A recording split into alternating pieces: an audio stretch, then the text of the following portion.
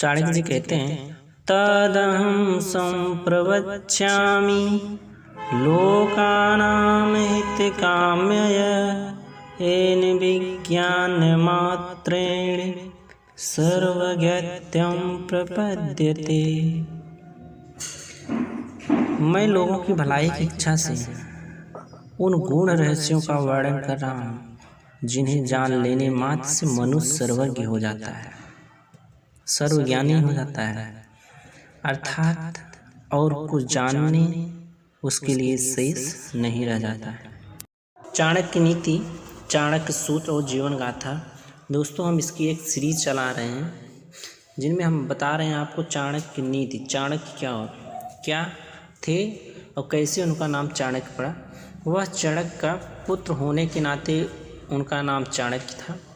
उसकी चालें शत्रु की पकड़ में नहीं आती थी, अति कुटिल थी, इसीलिए उन्हें लोगों ने नाम दिया था कौटिल्य। वह दिखने में जितना कठोर थे उतना ही सहृदय थे। राजनीति की बिसात पर टेढ़ी मेढ़ी चालों का खिलाड़ी होने पर भी वह सच्चा महात्मा थे। उसके लिए सुख, वैभव, पद आदि महत्वपूर्ण नहीं थे। महत्वपूर्ण था कि देश का अखंड गौरव, अखंड भारत के उस स्वप्न को साकार करने के लिए वह ना कहीं रुके थे और ना ही कहीं झुके थे। चाणक्य क्या होता है, कैसे नाम पड़ा, आपको तो पता चल गया हो। तो नीति क्या होती है? नीति का शाब्दिक अर्थ है जो आगे ले जाए। क्या? जो आगे ले जाए। इस प्रकार अपने लक्ष्यों को प्राप्त करने के लिए जो नियम या सिद्धांत निर्धारित किए जाते हैं वह भी नीति शब्द में समाहित हैं। सुव्यवस्था भी नीति का अर्थ है। इसके संदर्भ व्यक्तिगत, सामाजिक और राजनीतिक अलग अलग या कुल मिलाकर सब एक साथ भी हो सकते हैं। इस तरह नीति का इतिहास यदि देखें तो इसके अस्तित्व को मानव सभ्यता के विकास के साथ ही स्वीकार करना पड़ेगा।